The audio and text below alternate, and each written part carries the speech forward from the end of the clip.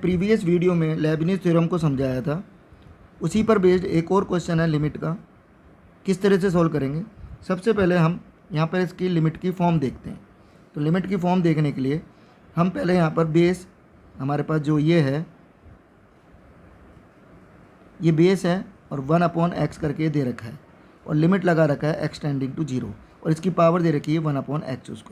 तो अगर हम इसको सॉल्व करेंगे तो ये 1 की तरफ जाएगा और इसको सॉल्व करेंगे तो ये इन्फिनाइट की तरफ जाएगा। तो ये 1 की पावर इन्फिनाइट है। अब ये 1 की तरफ कैसे जा रहा है, इसको हम लेबनिज़ थ्योरम से समझ लेते हैं।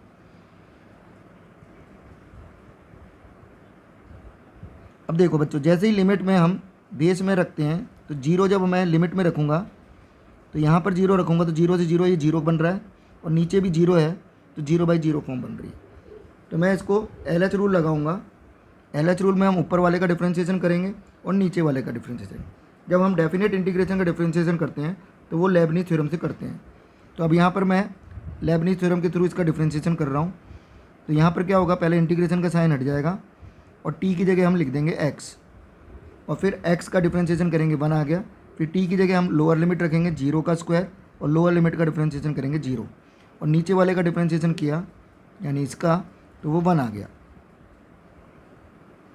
अब x टेंडिंग टू 0 पे ये 1 बन रहा है, तो ये 1 बन रहा है और पावर हमारे पास इन्फिनाइट की तरफ जा रहा है, तो ये 1 की पावर इन्फिनाइट बन रहा है। अब 1 की पावर इन्फिनाइट को हम कैसे सॉल्व करते हैं, अगर हमारे पास ये 1 की पावर इन्फिनाइट बन रहा है यानी ये 1 की तरफ जा रहा है और ये इन्फिनाइट की तरफ जा रहा है लिमिट रखने पर 0 पे या a पर जो भी होगी, तो उसको हम क्या लिखते हैं, e की पावर में gx को मल्टीप्लाई यानी पावर को मल्टीप्लाई कर देते हैं fx-1 से।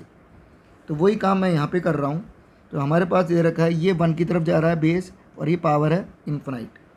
तो मैं इस पर ये वाली फॉर्म लगा रहा हूँ, तो ये आ जाएगा e की पावर हमारे पास 1/x e की पावर t² dt 0 से x -1 इंटू 1/x² और लिमिट हमारे पास है x टेंडिंग टू 0। तो ये मैंने 1 की पावर इन्फिनाइट वाला फॉर्म को सॉल्व किया। अब इसका अगर हम सॉल्व करें तो e की पावर में इसका x का मैंने एलसीएम लिया, तो 0 से x e की पावर t² dt -x हो गया। ये x यहाँ एलसीएम लिया तो इससे मल्टीप्लाई हो गया और नीचे ये x² और एक x मिल करके x³ हो गया। ठीक है बच्चों, अब इसको अगर हम देखें तो ये हमारे पास e की पावर में 0/0 फॉर्म बन रही है। तो इसमें LH रूल लगा रहा हूँ और क्योंकि ऊपर डेफिनेट इंटीग्रेशन है तो वो लेबनिज़ थ्योरम से हम लगाएंगे। तो अब अगेन लेबनिज़ थ्योरम का यूज़ करेंगे। तो जब मैं यहाँ पे डिफ्रेंशिएट करूँगा इस ऊपर वाले का तो ये इंटीग्रेशन हट जाएगा, e की पावर x² आ जाएगा t की जगह, x का डिफ्रेंशिएशन किया 1, फिर माइनस x का किया यानी इसका 1 अपॉन इसका किया तो 3x² डिवाइड वाले का। लिमिट हमारे पास लगा रखी है x टेंडिंग टू 0।